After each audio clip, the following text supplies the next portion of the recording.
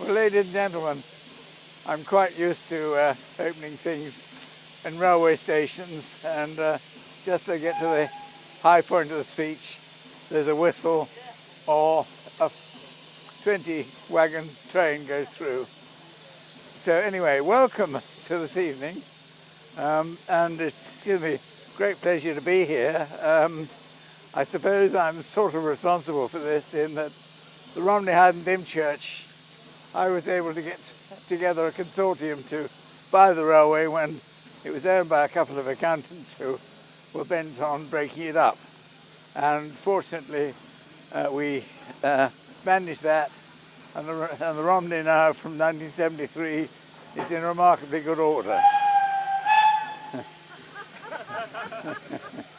As far as Scotsman is concerned, I got involved with her because Alan Pegler, who had taken her to America to make his fortune, was not quite so successful and went personally bankrupt.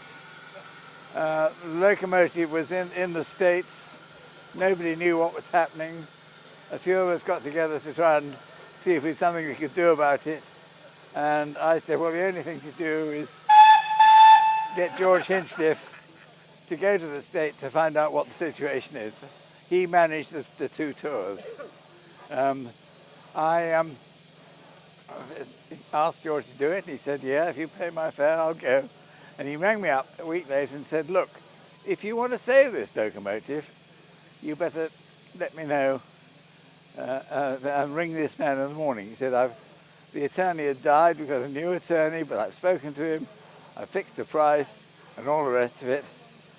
And I thought to myself, I've got to make an instant decision on this. I have 3 reasons for not wanting to buy this locomotive. First of all, I have Pendennis Castle with John Gretton. There's a total ban on steam running in British Rail, and it's in San Francisco, so all good common sense says don't have anything to do with it. But I said to George, if I do buy it, can you get it home? And he said yes. So I felt really I had no reason for not doing it. It was a marvellous British icon, much loved by many, many people. I had the opportunity to do it, and I should do it, so I did.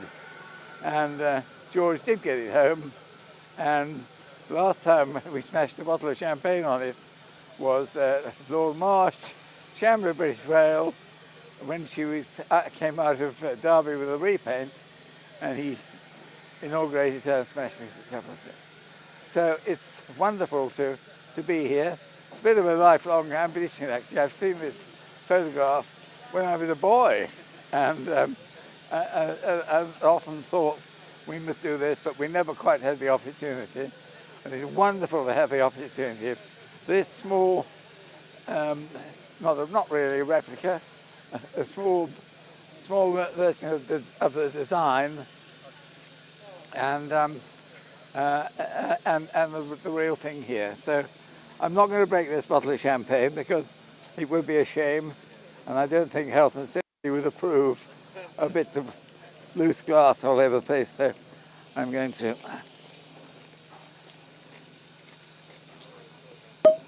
And I will pour a little over this locomotive and a little over the other one.